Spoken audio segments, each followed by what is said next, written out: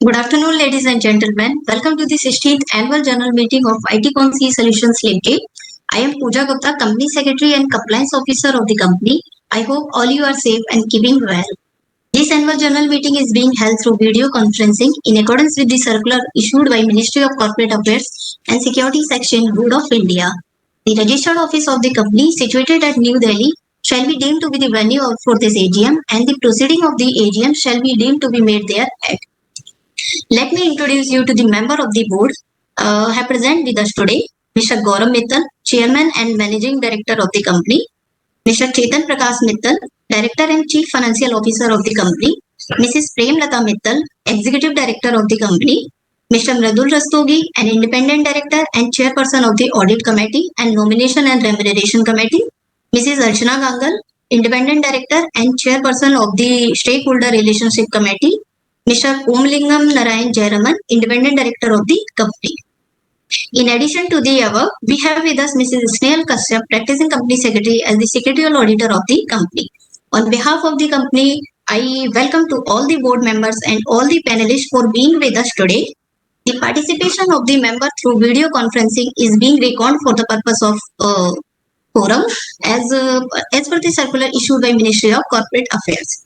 Now let me quickly take you through the general instruction for participation in this meeting. The facility for joining this meeting through video conferencing is made available for the members of first come first serve basis. The register of director and key managerial personnel and register of contract are available electronically at the website of the company for the inspection of the member during this AGM.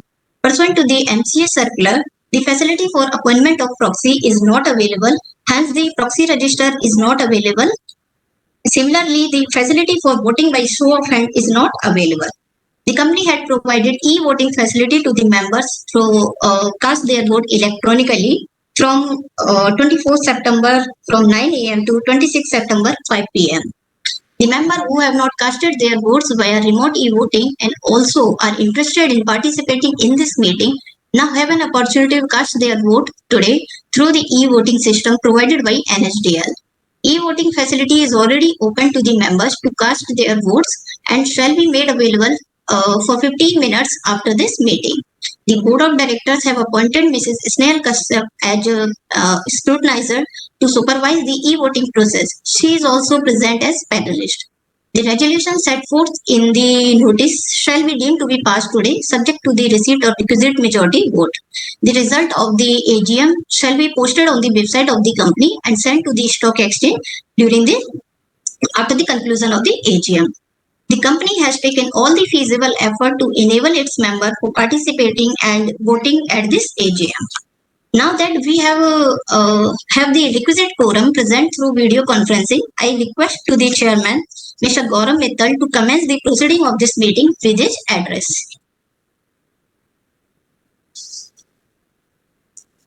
Thank you, Pooja. Dear shareholders, I am happy to welcome you all on the 16th annual general meeting of our company.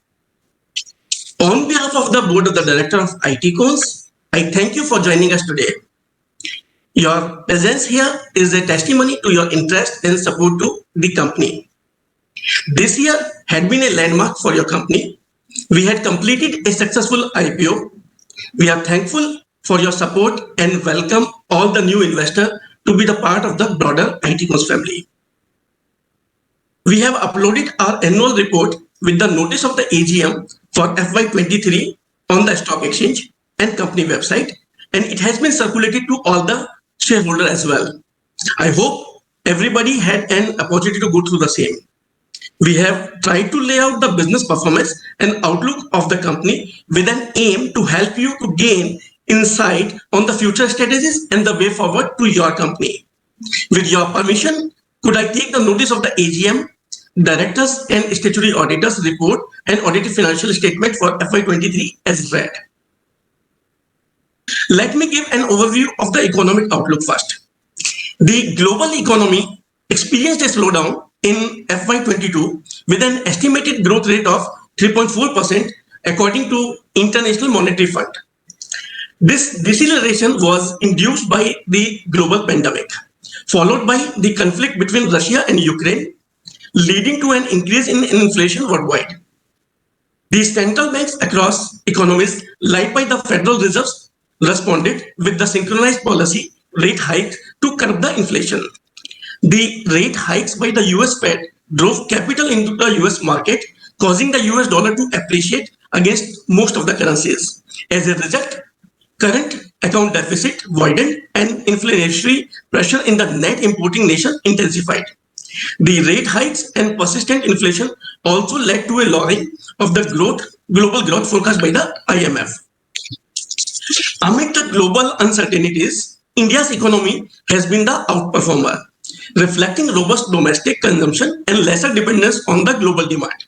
The Indian economy is cautiously shining, and the growth moderation for India in the financial year 2022-23 is premised on an ongoing global economic slowdown, tight monetary conditions, and elevated oil prices. GDP grew by 6.1% in January to March quarter, which is up from 4.5% in the October-December quarter. The GDP growth was 9.1% in 2021-22, supported by a favorable base effect due to the low growth in the pandemic year. India's nominal GDP at the current price was estimated rupees 232.15 trillion, which is equivalent to US dollar 3.12 trillion in FY22. With more than 100 unicorns valued at US dollar 332.7 billion, India has the third largest unicorn base in the world. The government is also focusing on renewable sources to generate energy and is planning to achieve 40% of its energy from the non-fossil sources by 2030. According to McKinsey Global Institute, India needs to boost its employment growth and create 90 million non-farm jobs between 2023 to 2030 in order to increase productivity and economic growth. The net employment rate needs to grow by 1.5% per annum from 2023 to 2030 to achieve 8 to 8.5% GDP growth between this period. The organized staffing business in India has continued to expand at a rapid pace. According to a survey, the Indian staffing business grew by 3.6% in fiscal year 2021, owning a comeback in the fourth quarter of the previous fiscal year. Overall, the staffing industry continued to be a stable quarter-on-quarter basis, net employment growth of 4.2% in Q4 of 22. Staffing industry is poised to continue its contribution in the formal employment growth as the demand is seen to be moving in a stable rate. Now, let me turn my attention now to the performance of the year gone by. We have grown at a CAGR of 50% since we founded our institution and have been one of the prime drivers in creating employment in a new and emerging India. Today, we are one of the fastest growing private sectors employers in India with a headcount of approximately 1,600 employees and looking forward to achieve a remarkable growth scale in next 3 years' time. The financial highlights of the year are as follows. Revenue grew by 55% year-on-year basis to rupees 2,820.31 lakhs and EBITDA grew 46.83% year-on-year basis to rupees 264.56 lakhs. EBITDA margin stood at 9.31%. PAT stood by 6%. Diluted EPS stood by 5.23. Cash flow from the operational stood to rupees 79.76 lakhs in FY23, which is up from rupees 0.8584 lakhs in the previous year. Our general staffing business within the people services segment continues to deliver impressive performance. We have added around 700 associates during the year, thereby further strengthening our leadership position in the market with an overall staffing headcount to over 1,600 plus associates at this point of time. As the center of the business are our customers, we look to explore opportunities to deliver more value to them each day and are in constant pursuit of customer delight. We are adding approximately 100 plus employees every month.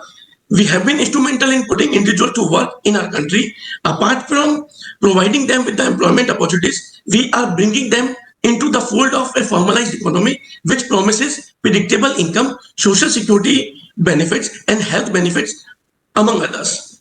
We are transitioning from the traditional job to a gig economy where workforce and services are available just in time. This makes it imperative that we keep identifying and providing critical talent in an efficient manner, enabling staffing companies to evolve and become a strategic workforce solution partner. Along with this, we are also evaluating various options for vertical growth, about which we shall be keeping you informed time to time basis. Our shareholders have been pivotal to our business, and we are in constant endeavor to create long-term shareholder value through prudent capital allocation that would deliver superior financial outcomes as well. I wish to place on record my sincere gratitude towards our board members for their constant guidance and support in our pursuit of maximizing long-term shareholder value. I would also like to thank all our shareholders and customers for believing in us and supporting us throughout the journey. Last but not the least, I would also like to acknowledge the passion, dedication, and commitment of our employees as well. I thank you for being with us today. Thank you so much. Now I request Pooja once again to take the process of the AGM forward from here. Thank you so much, sir. The member may please note that the notice of 16th annual general meeting along with the director's report, statutory auditor's report and secretarial auditor's report and the standalone audited financial statement for the financial year 22-23 have already been circulated to the members through email. With your permission, we may take them as read. Statutory auditor's report and secretarial auditor's report is unqualified and there is no qualification, observation and adverse remark therein is being taken as read too. There are total 6 agendas items to transact the meeting at here, which are as follows. Item number 1, to receive, consider and adopt the audited financial statement, including the balance sheet as at 31st March 2023, the statement of profit and loss and cash flow statement for the financial year ended on that date, along with the report of the board of directors and auditors thereon. Agenda number 2, to appoint a director in place of Mrs. Prem Lata Mittal, who retires by rotation and being eligible offer herself for reappointment. Agenda item number 3, appointment of Messrs. Davis Prakash and Company, Chartered Accountants, as the statutory auditor of a company for a period of 5 years until the conclusion of 21st annual general meeting of the company. Agenda item number 4, regularization of appointment of Mr. Manoj Gupta as an independent director of the company for a period of 1 year with effect from 31st August 2023. Agenda item number 5, reappointment of Mr. Mridul Rastogi as an independent director of the company for a period of 5 years with effect from 1st November 2023. Agenda item number 6, reappointment of Mr. Pomlingam Narayan Jayaraman as an independent director of the company for a period of 4 years with effect from 30th October 2023. As a gentle reminder to all the shareholders who have not casted their votes so far, that e-voting facility is already open and will remain open for 15 minutes after the closure of this meeting.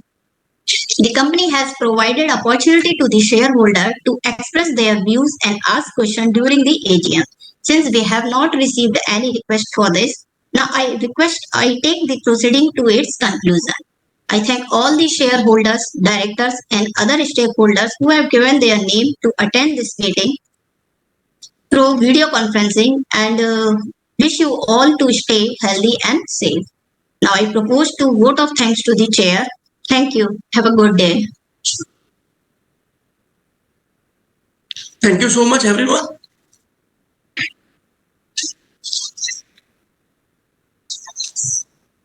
Thank you to all. Thanks.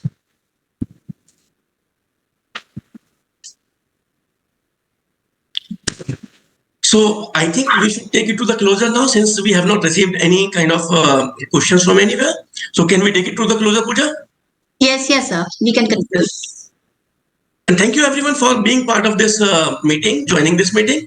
And we look forward to be associated with you for a long-term perspective. Thank you so much once again. Thank you, Gaurav. Thank you. Thank you, Gaurav. Thanks. Thank you. So, Pooja, we are ending this meeting? Yes. Okay. Tech team, please end the meeting. Thank you.